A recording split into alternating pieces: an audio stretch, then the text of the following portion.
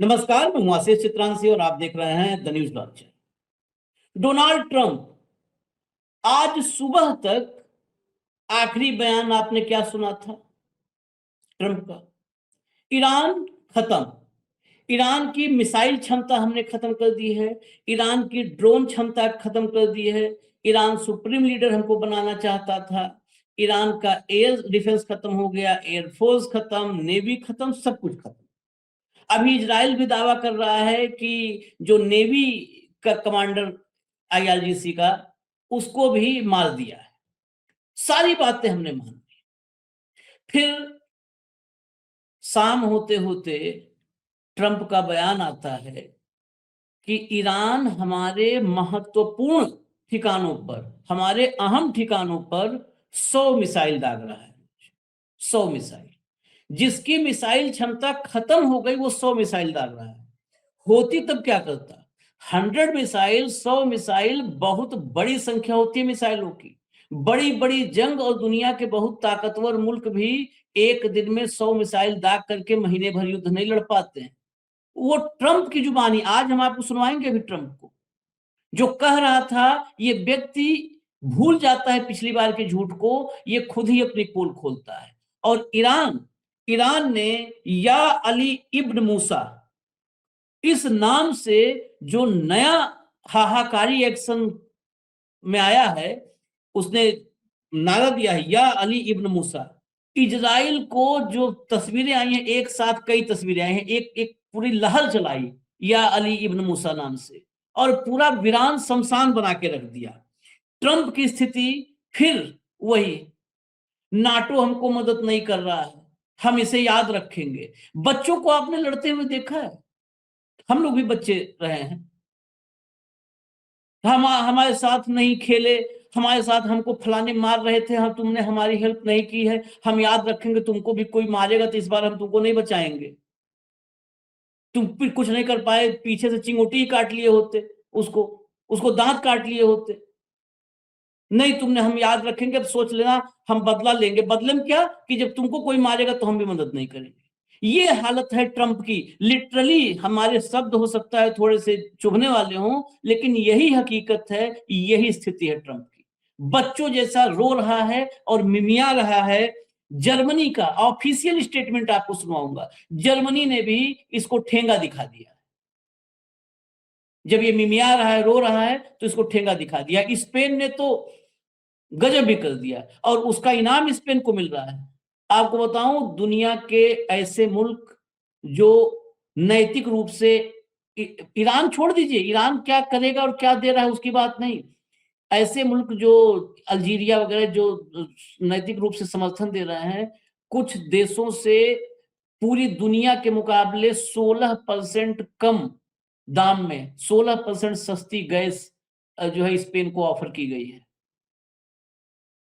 तो Spain, Germany, ये कोई घातक सौदा नहीं है। इस अमेरिका को ठिकाने लगा करके, इसको ठेंगा दिखा करके, उन सबको दुनिया में वाहवाही भी हो रही है उनकी, जबकि यूरोपियन कंट्रीज पर कोई भरोसा नहीं करता था। वाहवाही भी हो रही है और फायदा भी हो रहा है, दोनों हो रहा है। रूस साथ में है। रूस रोज जो है वही यूरोप से ही रिपोर्ट आ रही है, 71 अरब की डेली की कमाई उसकी हो रही है इस वक्त।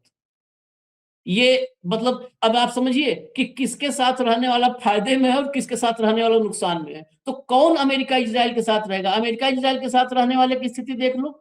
कतर, रास लफान का गैस हब हिट हुआ है, 5 साल वो दुरुस्त करने में लगेगा। हर साल 20 बिलियन का नुकसान होगा, 5 साल तक 100 बिलियन का नुकसान झेल रहा है वो। यूएई देखिए, बहरीन देखिए। तो किसके साथ फायदा और किसके साथ नुकसान है, ये भी दुनिया देख रही है। भाव को लाइए, इसको जरा डिटेल में हम जो है आपको बताते हैं। खबर, स्वागत है भाव। सबसे पहले ट्रंप साहब को ही दिखाइए, बड़े साहब से शुरुआत करते हैं, ट्रंप साहब को सुनवाइए। Navy, we knocked out everything. It's amazing. We have the greatest military. We make the greatest military equipment. And now, if you notice, I said you got to make it faster, got to make more of it because we need it. All made in America, but we make the greatest. You know, we had an attack. 100 missiles were shot by Iran at a very important thing that we had. I won't tell you what it was for certain reasons. 100 missiles going 2,000 miles an hour were coming at this element of importance, tremendous power and importance. And of the 100 missiles coming at us, 100 missiles were immediately shot down, shot out of the air, fall into the sea. Think of that. Not ये जैसे वैज्ञानिकों से gas के नाले पे ताली बजवा लिया था मोदी, वैसे ही ये बजवा रहा है। 100 मिसाइल दागा ताली बजा रहा है और क्या बोला कि हमारे बहुत इंपॉर्टेंट थिंग, जिस पर वो मैं आपको बता नहीं सकता कहां पर दागा, लेकिन 100 मिसाइल दागा। कल इसने बताया था कि हम 84% उसको रोक पा रहे हैं, 16% हिट कर रहे हैं। लेकिन खबर यहां शुरू होती है, इस बेशरम आदमी के ही बयान से खबर शुरू होती है। ये मूर्ख है। पिछले 10 दिन से या लगातार 15 दिन से ये बोल रहा है कि उनकी आर्मी खत्म, नेवी खत्म, एयरफोर्स खत्म, उनके लीडर खत्म, उनके मिसाइल का स्टॉक खत्म, हमारे पास उनको मारने के लिए टारगेट नहीं। अब बोलता है कि रोज 100 मिसाइल दाग रहे हैं। इनके पास 750 साल के मिसाइल तैयार होते हैं उन 100 मिसाइल को काटने के लिए। यदि रोज 100 मिसाइल वो दाग रहे हैं और आज 26 दिन है, तो 100 इंटू 26 बताइए, उन्होंने 2600 मिसाइल दागे। ट्रम्प का कैलकुलेशन बताता हूँ, 2006, और उन्होंने कहा कि सबको हमने मार गिराया। मतलब इन्होंने 2006 से पेट्रियट यूज किए उसको मारने के लिए, जिसका 750 का प्रोडक्शन है। और ये सिर्फ अमेरिका ने किया, बाकी जो देश है जो पेट्रियट खरीदता है अमेरिका से 750 में से, उसमें कितना दिया होगा? कितना लब्बाज आदमी है ये सरेसर झूठ बोलता है, लोगों से ताली बजवाता है। ये कहता है कि भाई हमने उनके सारे मार दिए, 100 के 100 बोला। कल 16% का हिट बोला, आज 100 बोला, बिल्कुल सब मार गिराए। सब मार गिराए तो तुम्हारे एयर बेस पे क्या खुद ही विस्फोट करवा रहे हो? क्या अब्राहिम को खुद ही मारा? क्या तुम्हारा प्लेन ऊपर से खुद ही गिर गया? क्या तुम्हारे जो रिफिलर बैठे हुए थे एयरपोर्ट पे खुद ही गए? क्या तुमने कहा कि किसी भी हालत में कतार का गैस पे हाथ नहीं लगना चाहिए, उसने कतार का गैस ठोका? तुम्हारे सारे आर्मी के जितने भी मिलिट्री के बेस थे सब नेस्तनाबूद कर दिए। ये फिर लगे कौन से? ये कौन मार रहा है? कहीं ऐसा तो नहीं कि इजराइल इनको बुला के इजरायली ठोक रहा है इनको समझ ही नहीं आ रही है। ईरान के सारे मिसाइल तो ये मार गिरा रहे, तो जो लग रहे हैं वो किसके हैं? इजराइल के तो नहीं है।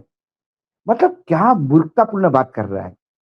आपके पास, आपने उनके सारे मिसाइल मार गिराए तो हार्मुज खोल लेते। डर किस बात का?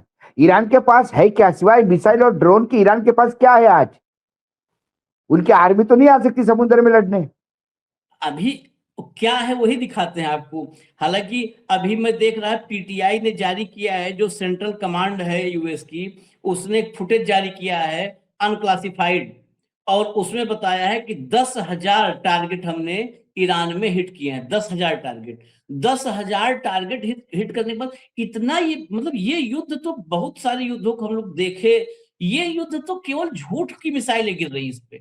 10,000 टारगेट हिट करने के बाद ईरान में बचता क्या?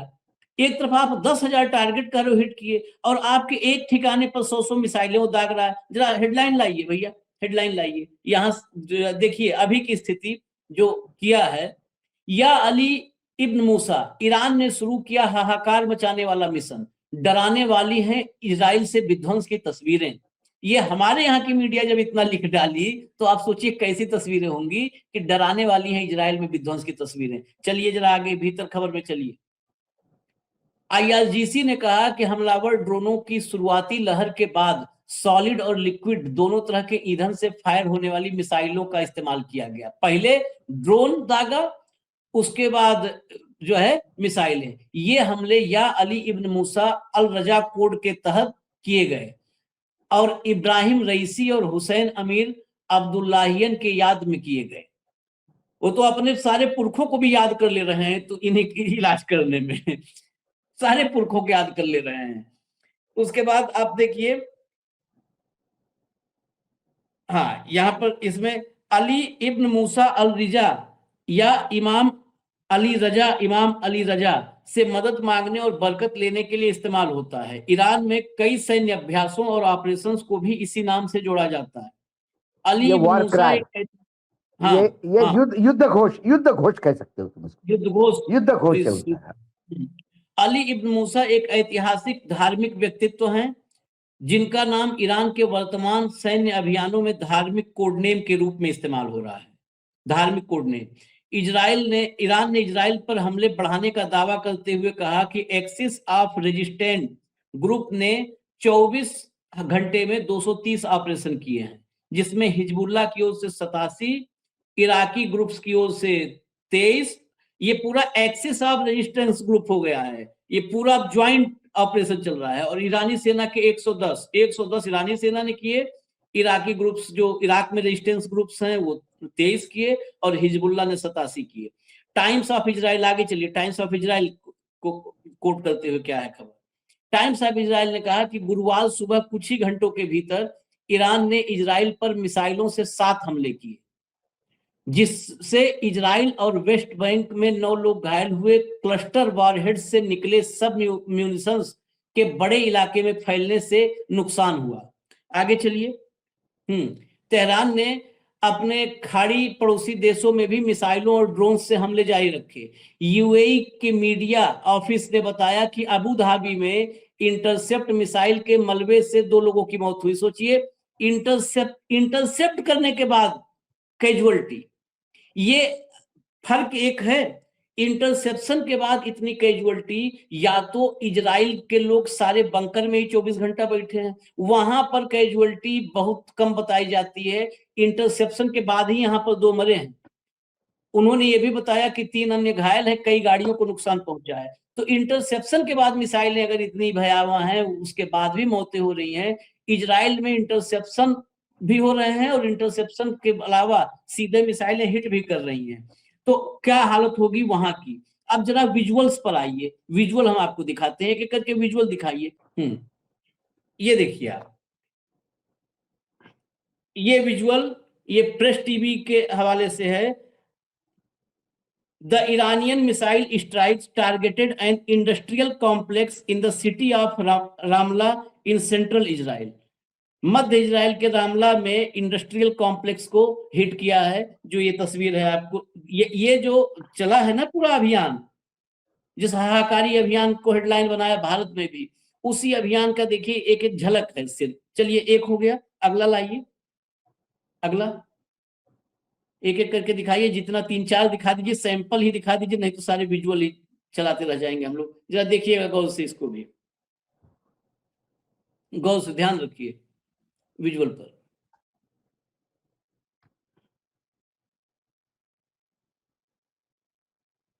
ये देखिए फुटेज सुनसान रोड है आशीष, लोग घर से बाहर नहीं है, और ईरान में लोग रास्ते पे हैं। हाँ, ये पूरा फुटेज देखिएगा, इसमें ये पूरा फुटेज देखिएगा गौर से। Footage shows the movement one of the several cluster munitions struck Kafr Qasim during Iran's ballistic missile attack on central Israel this morning. ये देखिए, ये देखिए जरा लास्ट का, यही 10 सेकंड लास्ट का खाली रिपीट करिएगा, लास्ट का पूरा नहीं, 10 सेकंड। ये देखिए, ये गाड़ी देखिए, गाड़ी ने 8 गुलाटियां मारी। ये जो क्लस्टर बॉम्ब है ऊपर जाके फूटता है, जैसे हम दिवाली के रॉकेट जो उड़ाते हैं तो ऊपर जाके कई उसमें से ऐसे फूल झड़ी जैसे बनते हैं, वैसे ये रॉकेट ऊपर जाके जब मिसाइल फटता है तो उसमें से कई बम निकलते हैं और अलग अलग जगह पे पूरे 1 किलोमीटर के दायरे में गिरते हैं। उसमें से एक बम इधर गिरा, उसका डैमेज देखिए, एक गाड़ी पे गिरा तो क्या क्या तरीके से गाड़ी कितनी पलटी खाई, आप खुद देखिए। ये देखिए, ये 8 गुलाटी मार गई गाड़ी वहां पर। और इनके लिए अब सड़कें खाली है। एक इस फुटेज में 2 खबर है, एक तो इसकी इंटेंसिटी देखिए, दूसरी सड़कों की स्थिति देखिए। सड़कों टूटता नहीं है, आदमी छोड़ दीजिए। 2 आदमी किस्मत वाले थे कि कुछ देर पहले 2 आदमी निकल के गए थे, शायद फौज से जुड़े हो या कोई ऑफिशियल हो, जो भी हो, वहां से निकल के गए। चलिए जरा अगले फुटेज पर आइए, अगले फुटेज पर आइए।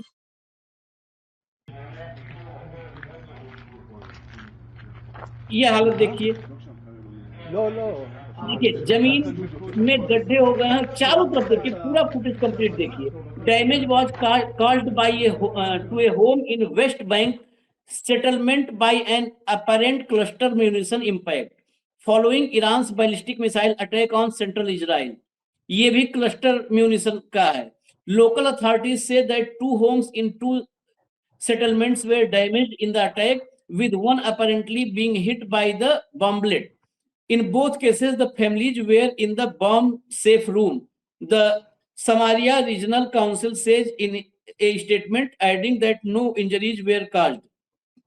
अब सोचिए ये जो तबाही हुई है, इसमें जो वहां ऑफिशियल वो आया है उसमें है कि पूरा परिवार बॉम्ब सेफ रूम जो है बॉम्ब सेफ रूम में था और इसलिए कोई कैजुअलिटी इसमें नहीं हुई है।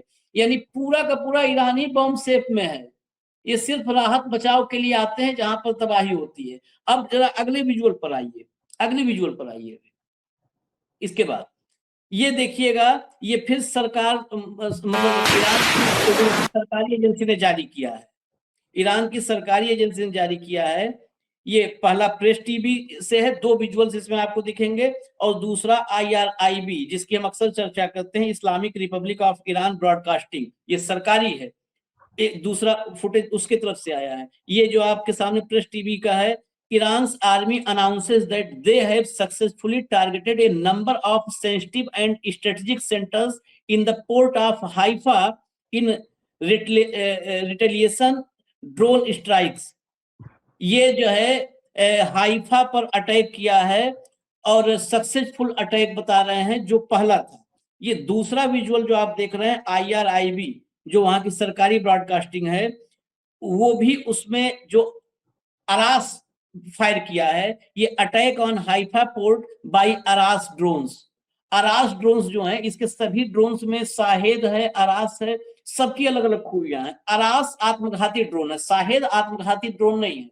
अरास आत्मघाती ड्रोन है जो हाइफा पर दागा है, और IRIB भी बता रही है कि सक्सेसफुली ये हमने अटैक किया है। जो ये वाला है, ये IRIB की फुटेज है। अब जरा इस IRIB की फुटेज के बाद इस इंपैक्ट को पहले इसी पर एक सवाल ले लेते हैं, फिर हम आते हैं ट्रंप का रोना और मिमियाना, उसको भी हम आपको बिल्कुल क्लियर दिखाएंगे खबरों के साथ। भाऊ सिर्फ ज्यादा फुटेज नहीं दिखाए, हम 4 ही दिखाए हैं क्योंकि पूरा फुटेज फिर हो जाएगा वो। मैं इन हमेशा चारों कहता को हूँ, देखिए और अभियान देखिए। या मैं अली हमेशा इब्न मूसा।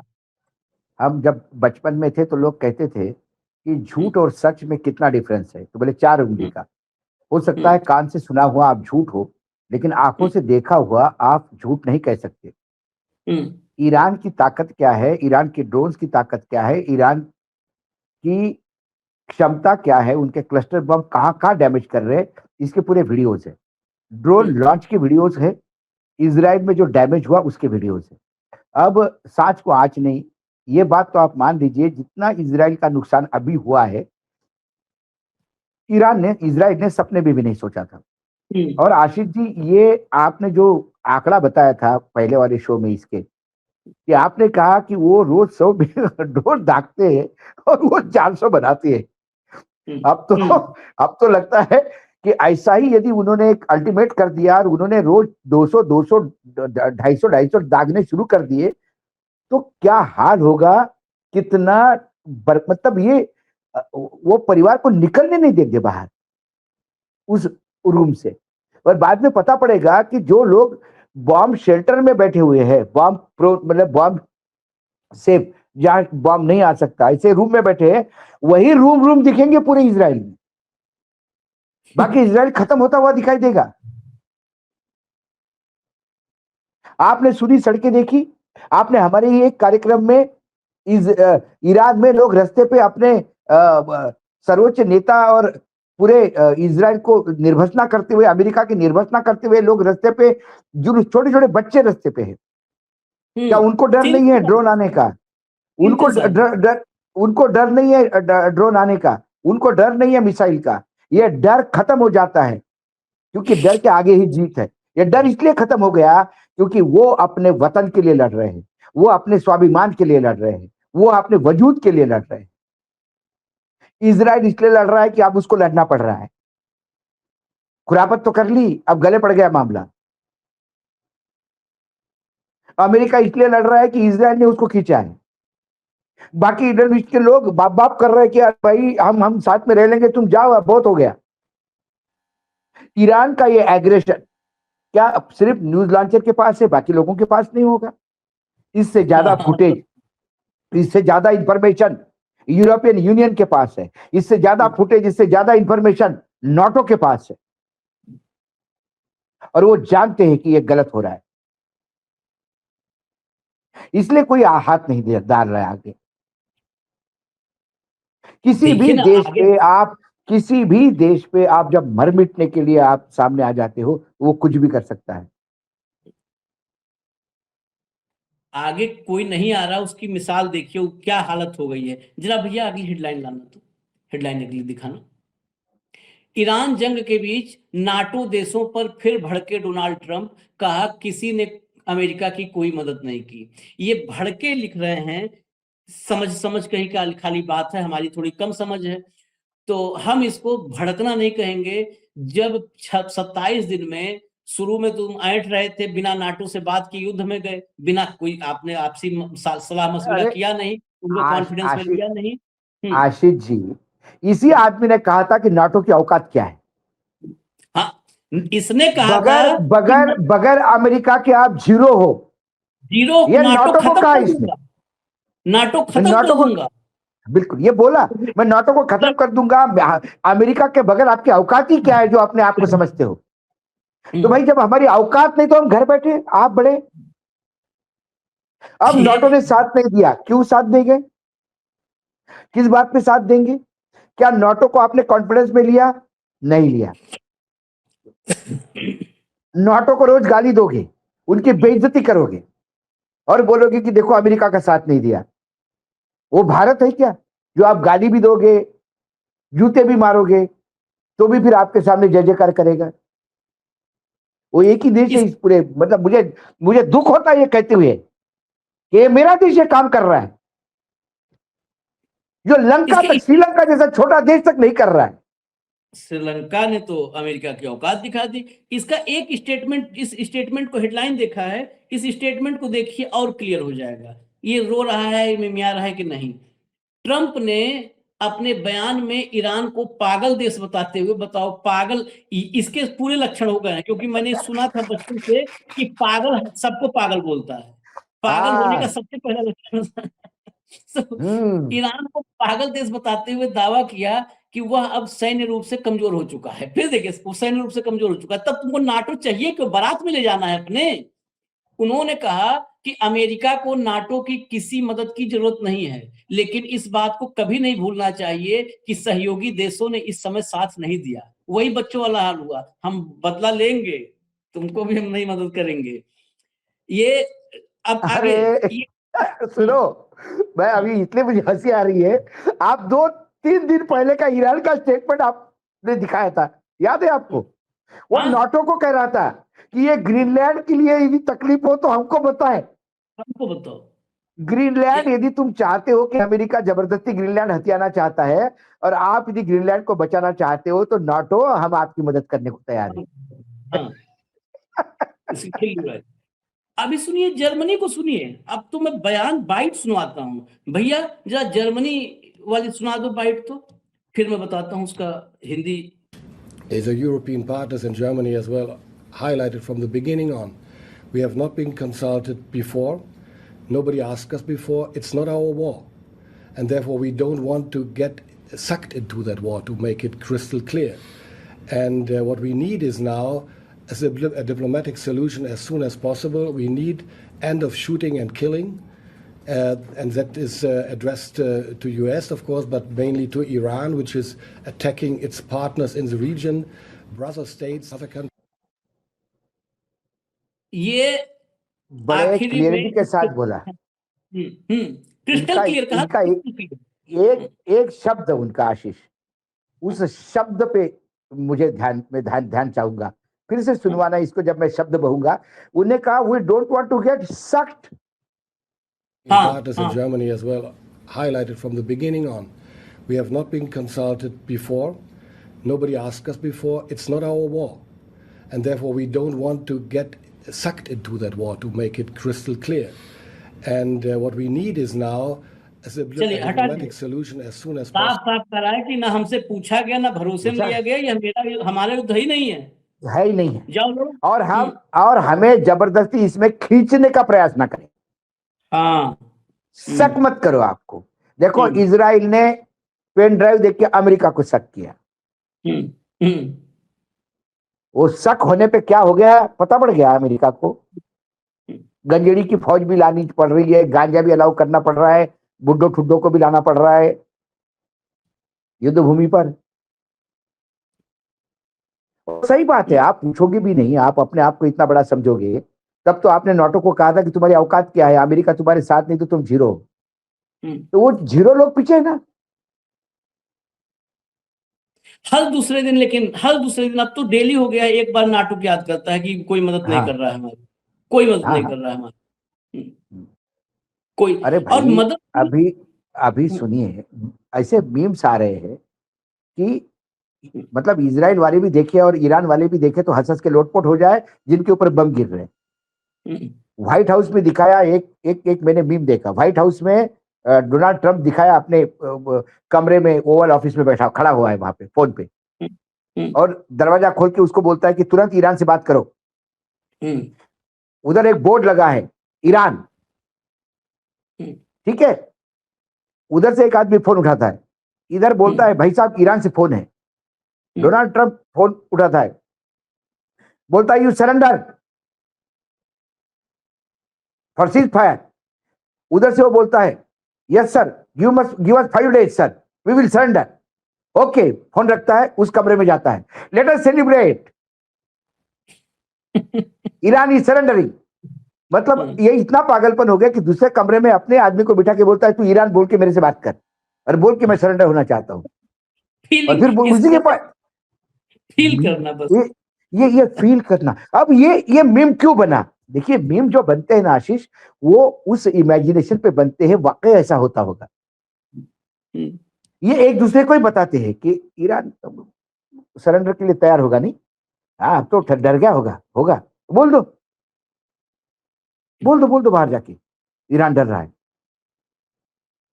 ये आप उसमें एक दूसरे को, इसे पता है झूठ बोल रहे हैं, देश को भी जो है। आखिरी विजुअल फिर मैं एक दिखाऊंगा आपको भाऊ, इसलिए क्योंकि अभी 4 फुटेज हमने दिखाई थी, 3 इजराइल की तबाही की फुटेज थी, और 3 फुटेज में कोई भी राहत और बचाव कर्मी छोड़ करके कोई भी नागरिक नजर नहीं आया, नहीं जा रहा। युद्ध में सबसे बड़ा फर्क क्या है, पिछले कार्यक्रम में हमने दिखाया था, इसमें भी दिखाएंगे। युद्ध में सबसे बड़ा फर्क ये विजुअल है जो अब आप देखने जा रहे हैं। या अली इब्न मूसा जैसा अभियान सब सफल तक पीछे ये है। ऑडियो खोल दीजिए।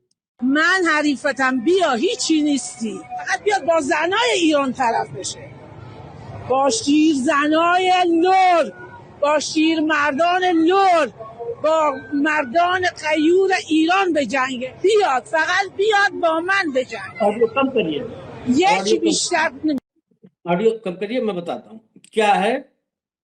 ये गन के साथ है महिला, Iranian woman with a gun in lure.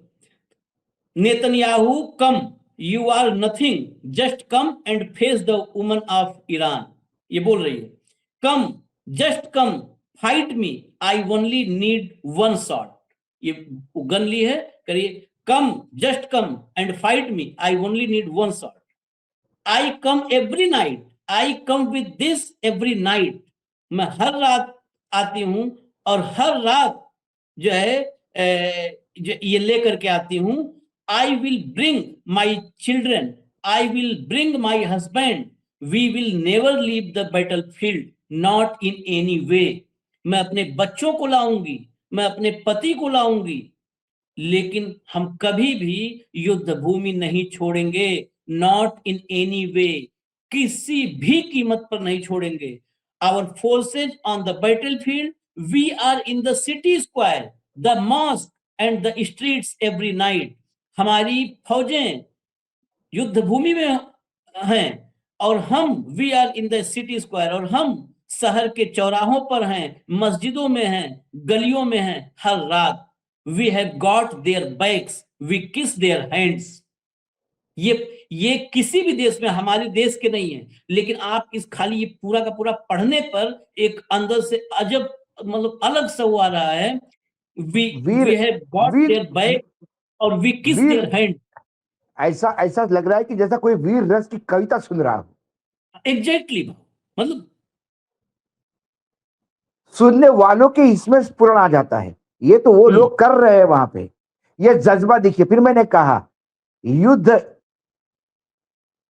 Iran अपनी अस्मिता के लिए लड़ रहा है, और जब कोई अस्मिता के लिए लड़ता है तो फिर वो शब्द है कि मेरे पति मेरे बच्चों को लेके बैटलफील्ड पे आऊंगी, युद्ध भूमि छोड़ने के लिए। आ तू सामने, रोज गन लेके आती हूं, सामने आ। रोज रात को चौराहे पे होती हूं, सामने आ। एक शॉट बस। ऐसा नहीं कि तू डिजास्टर मैनेजमेंट वाले भेज दे, हम तो कमरे में बंद है, हम तो अंदर बंद है। ये बहुत फर्क, बड़ा फर्क। हाँ, बहुत बड़ा फर्क है। इससे तो किसी भी देश को सीखना चाहिए, किसी भी देश को, हमारा देश है सबको। अरे ये ईरान से जज्बा सीखने लायक है। ईरान ने लड़ना किसको कहते हैं, ये मुझे तब मुझे जब आज मैं मराठा हिस्ट्री पढ़ता हूं, जब छत्रपति शिवाजी महाराज संभाजी महाराज के बारे में पढ़ता हूं, तब मुझे लगता है कि मुगल सल्तनत दफन हो गई मराठा के दक्कन में, क्यों नहीं जीत पाए? क्योंकि 300 लोग 5-5 हजार की आर्मी के साथ मर गए, कट गए, बच्चों के साथ कट गए। शहादत देखिए, सिख गुरु अपने बच्चों के साथ दीवारों में चुनवाए गए, सर कलम हुए, लेकिन अस्मिता के लिए लड़े। इसलिए आज भी सिखों को ओपन ग्राउंड में कहते हैं कि सिखों से ज्यादा कोई लड़वैया नहीं होता। ये जज्बात है आशीष, यह मर मिटने का जज्बात है।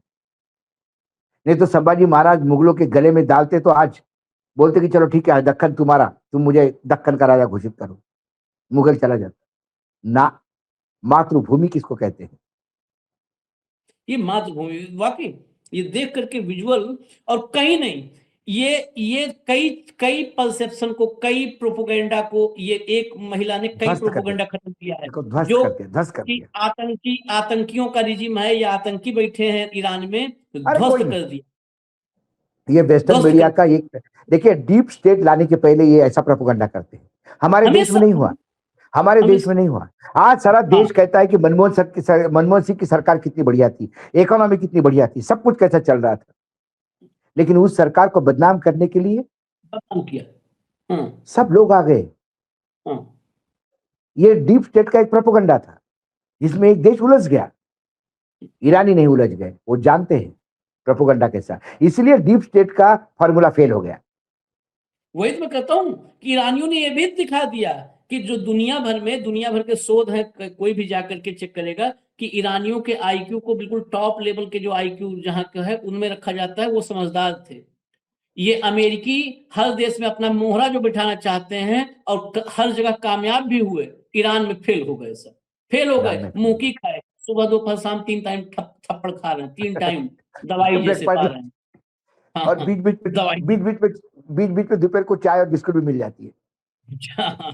चलिए, इजाजत दीजिए, हमें इजाजत दीजिए। आप देखते रहिए न्यूज लॉन्चर पर सारी अपडेट्स। हम कोशिश करते कुछ भी न छूटे, जो महत्वपूर्ण है, महत्वपूर्ण जो है, जो पूरे वर्ल्ड ऑर्डर को, पूरे ग्लोब को प्रभावित करेगा, वो कुछ भी छूटे ना। धन्यवाद भाऊ, बहुत बहुत धन्यवाद। नमस्कार।